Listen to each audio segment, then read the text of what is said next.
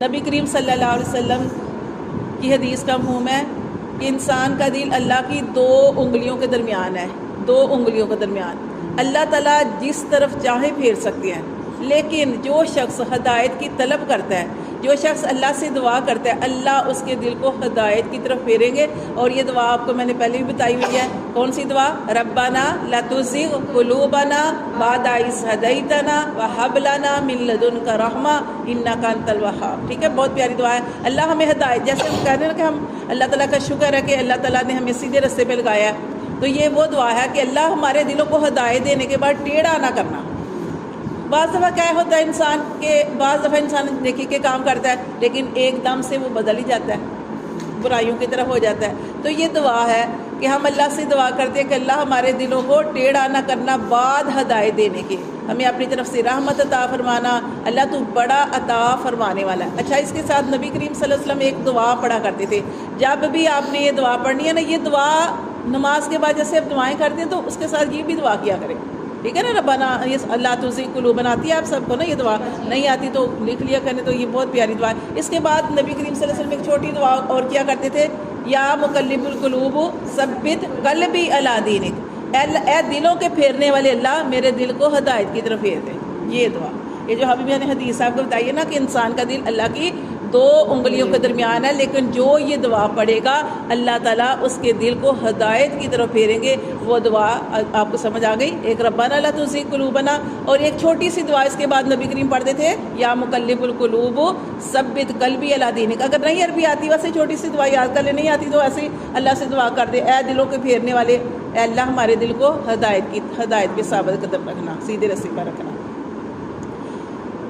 اللہ تعالیٰ انسان سے بہت محبت کرتے ہیں۔ انسان غلط راستے کی طرف چلا جاتا ہے، گناہوں کی طرف چلا جاتا ہے، برائیاں کرنے لگ جاتا ہے، لیکن اللہ انسان سے بڑی محبت کرتے ہیں۔ آپ جانتے ہیں یونس علیہ السلام کا واقعہ پڑھیں، وہ کیا اللہ کی محبت ہے، اللہ تعالیٰ کی محبت ہے۔ یونس علیہ السلام سے جب سارا معاملہ ہو گیا، پھر یونس علیہ السلام کی اللہ نے توبہ بھی قبول کر لی۔ توبہ قبول کرنے کے بعد جب اللہ تعالیٰ نے ان کو نکالا تو یونس علیہ السلام سے کیا کہا تھا؟ یونس علیہ السلام سے کیا کہا تھا اللہ تعالیٰ نے فرمایا تھا کہ اے یونس، فلاں کمہار کے پاس چلے جاؤ اور اس کے پاس جاؤ، یہ جو برتن تو نے بنایا اس کو توڑ دے۔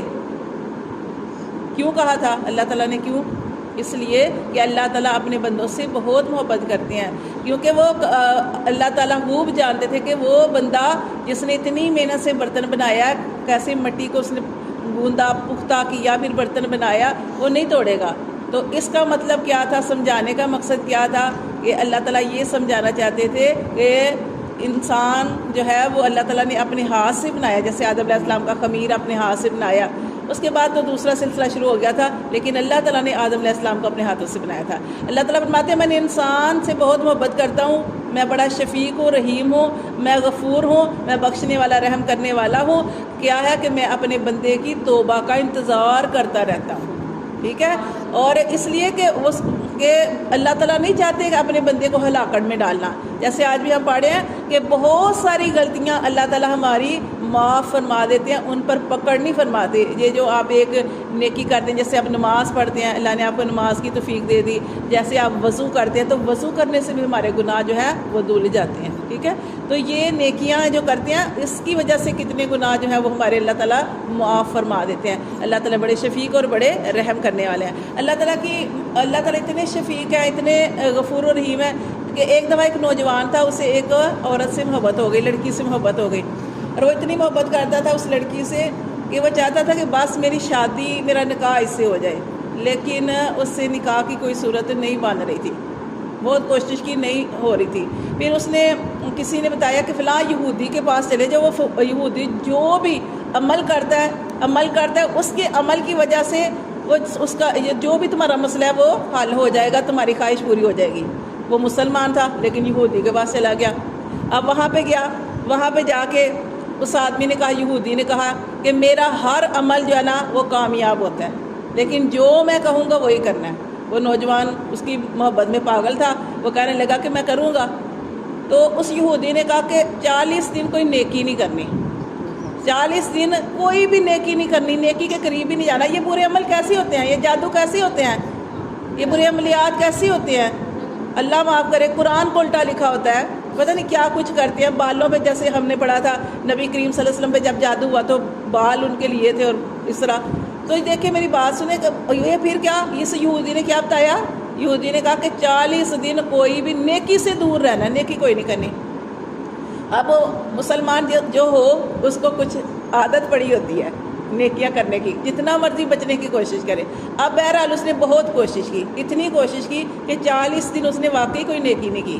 40 دن ہو گئے تو وہ گیا اس یہودی کے پاس، کہنے لگا بھائی آپ نے کہا تھا 40 دن کا عمل ہے، 40 دن کے بعد تو تمہاری خواہش پوری ہو جائے گی، وہ لڑکی تمہارے قدموں میں ہوگی. تو اب میرا تو ایسا کوئی مسئلہ حل نہیں ہوا. یہودی نے کہا کہ سوچو تم نے کوئی ضرور نیکی کی ہے. کہنے لگا میں نے کوئی نیکی نہیں کی. کہتا نہیں سوچو، میرا عمل ضرور کامیاب ہوتا ہے، میں جو بھی عمل کرتا ہوں وہ کامیاب ہوتا ہے. پھر اس آدمی نے اس نوجوان نے سوچا تو اس نے کہا کہ ہاں ایک نیکی آپ کہہ سکتے ہیں میں نے کی ہے. وہ کہتے وہ کیا؟ کہنے لگا کہ میں آ رہا تھا تو راستے میں ایک پتھر تھا، تو میں نے سوچا اس پتھر سے کسی کو ٹھوکر نہ لگ جائے، میں نے وہ پتھر سائڈ پہ کر دیا. بس یہ میں نے کیا. پورے 40 دن تو میں نے کوئی عمل نہیں کیا. تو یہودی جو تھا وہ اپنا سر پکڑ کے بیٹھ گیا اور رونے لگ گیا اور کہنے لگا تمہارا رب کیسا ہے؟ یعنی تمہیں ایک چھوٹی سی نیکی، چھوٹی نہیں اگر ہم سوچیں تو بہت بڑی نیکی ہے. جیسے آپ بتا رہی کہ کسی کے ساتھ مسکرا کر بات کرنا صدقہ ہے. کیلے کا چھلکا دیکھیں وہ بندہ گر جائے تو کوئی اور مسئلہ بھی ہو سکتا ہے، ٹانگ ٹوٹ سکتی ہے، کچھ بھی ہو سکتا ہے، لیکن آپ نے رسے سے اٹھا دیا، بہت بڑی نیکی ہے. تو وہ یہودی اتنے عمل کرتا تھا، وہ سارے عمل کامیاب ہوتے تھے، لیکن اس نے کہا کہ تمہارا کیسا رب ہے کہ جس نے ایک چھوٹی سی نیکی کی وجہ سے تمہیں نہیں چھوڑا، یعنی تمہاری اور یعنی اس طرح میرا عمل جو ہے وہ خراب ہو گیا اور تمہیں تمہارے رب نے نہیں چھوڑا. ٹھیک ہے، تو کیسا تمہارا رب ہے کہ تم رب. پھر وہ یہودی جو تھا وہ بھی مسلمان ہو گیا تھا. ٹھیک ہے، تو مطلب یہ ہوتا ہے کہ پھر وہ اللہ تعالیٰ نے یہ کیا کہ اس کے دل سے بھی وہ چیز نکال دی. جیسے ہم یوسف علیہ السلام کا واقعہ پڑھے ہیں کہ یوسف علیہ السلام اور زلیخا کا واقعہ پڑھے ہیں. زلیخا کتنی محبت کرتی تھی، اتنی محبت کرتی تھی کہ ایک دن اپنے سارے دروازے بند کر دیے اور یوسف علیہ السلام سے کہا کہ میرے ساتھ برائی کرو، برا عمل کرنے کے لیے کہا. اور کیسے بچے یوسف علیہ السلام؟ یوسف علیہ السلام کیسے بچے آپ جانتے ہیں کہ اللہ تعالیٰ نے ان کی حفاظت فرمائی اور وہ دروازوں کی طرف دوڑے، بند دروازے کھل گئے کہ جو کوشش کرتا ہے وہ کامیابی حاصل کرتے ہیں اللہ نے ان کو. لیکن ایک وقت وہ آیا کہ جب زلیخا یوسف علیہ السلام کی بیوی بن گئی. اب زلیخا ہر وقت مصلی پہ، ہر وقت تسبیحات میں، ہر وقت نمازی پرہیزگار.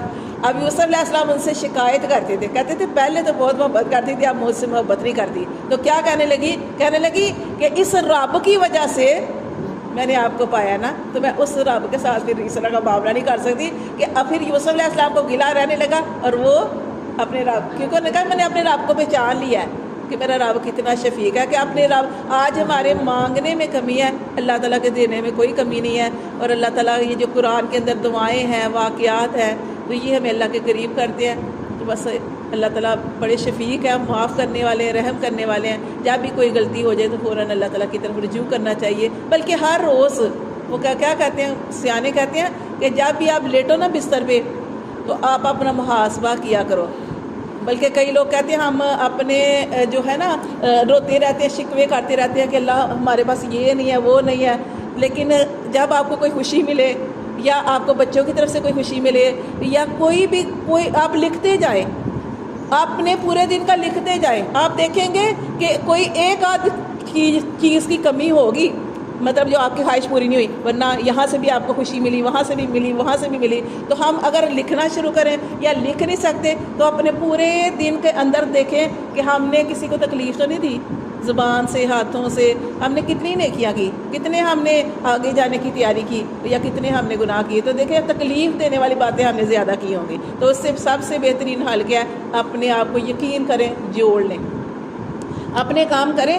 اپنے کام کرنے کے ساتھ ساتھ یہ نمازیں پڑھیں، اللہ کے ساتھ تسبیحات. اور جب انسان کے ہاتھ میں تسبیح ہوتی ہے، کئی لوگ کہتے ہیں نا کہ آپ گن کے کیوں پڑھتے ہیں، تو یہ گننے کا مقصد پتہ کیا ہوتا ہے؟ یہ جب آپ نے ہاتھ میں تسبیح پکڑی ہے نا، آپ کو پتا ہے کہ میں نے پڑھنا ہے. ہاں جی، ہاں، جب آپ یہ تسبیح نہ پکڑ دے، پھر نہیں آپ پڑھ رہے ہوتے ہیں نا، آپ کا نا وہ نہیں بنتا، رجحان نہیں رہتا. ہاں جی وہ رجحان نہیں رہتا. تو تسبیح کا یہ مقصد ہوتا ہے تسبیح پڑھنے کا کہ آپ کا رجحان ہوتا ہے, آپ کا دھیان ہوتا ہے, آپ پھر دل سے پاڑے ہوتے ہیں اور آپ کو یہ پتا ہے کہ میں تسبیح پاڑی ہوں تو میں نے کسی کی برائی نہیں کرنی, میں تسبیح پاڑی ہوں, یعنی یہ چیز تو یہ آپ کو اللہ کے بھی قریب کرتی ہے اور برائیوں سے بھی روکتی ہے.